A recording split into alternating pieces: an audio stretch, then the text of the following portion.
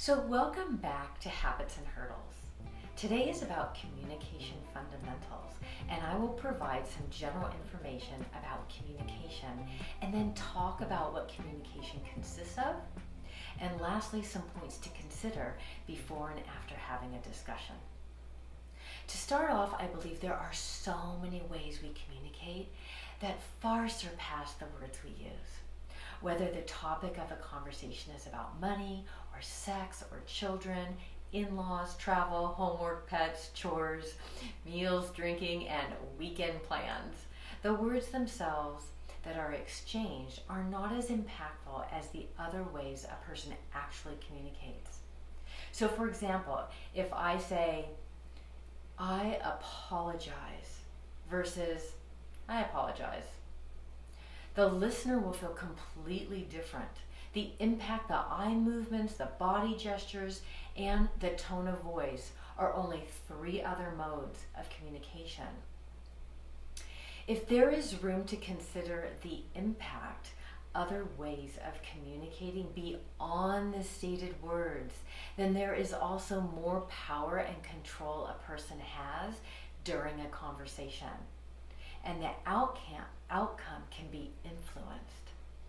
So the goal here is to expand the concept of communication beyond mere words and give equal value to other elements that hold a lot of power.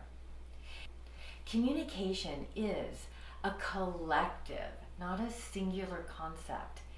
And this way of looking at communication can be even more critical when the same discussion rears its ugly head once again in a relationship without any meaningful change. So the first thing to consider is other ways we communicate during a conversation. The first one, of course, are the words. Secondly, there is the eye contact going at different times during the conversation. The position of the hands and the arms, where they fold or when one is standing at an angle to the other person.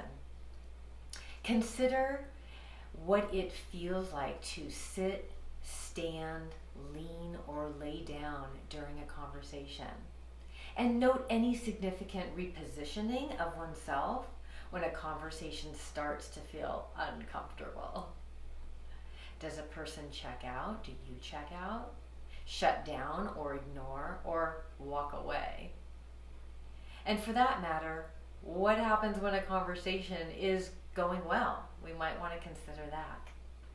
If watching TV or looking at the computer or cooking, cuddling with the dog, or tracking a piece of lint on the floor are happening, then other elements are competing for attention. The highs and the lows of a person's tone of voice or the speed may emphasize or de-emphasize what's being said. Responses that are quicker and cut off the last few words of someone else is saying something, and changes the feeling that one has during the conversation. When there are places where nothing is being said, that also says a lot. All these other forms of communication are not meant to confuse you. They're simply to get the brain to consider the influences of conversations and outcomes. It's certainly not an exhaustive list, and everyone can think for themselves what other factors influence a conversation. But notice just how much the words have reduced in significance when other forms of communication are introduced. And by all means, I don't want to discount the power and effect words can have, since words can cut and hurt and destroy. While words are also easily accessible within the way the brain is designed, it's easy to thrust words into the air without giving a second thought to the other forms of communication.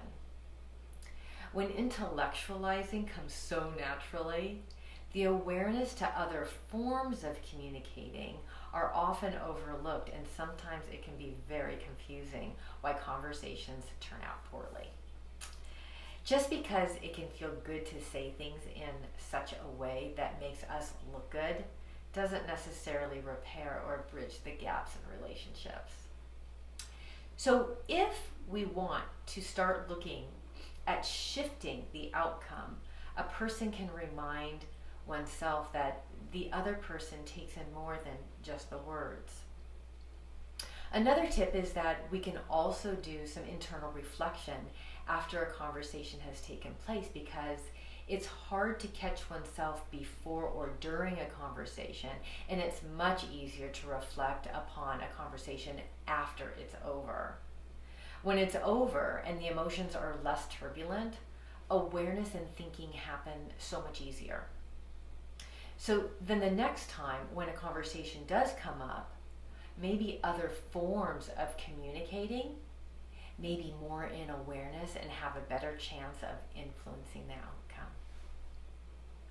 So one last tip is never to weaponize new information. It's easier to recall how someone else behaves rather than shining the light upon ourselves. But calling someone else out on their behavior loses the point of this exercise.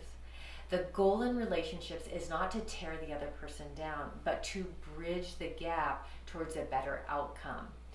And that always starts reflecting upon ourselves first.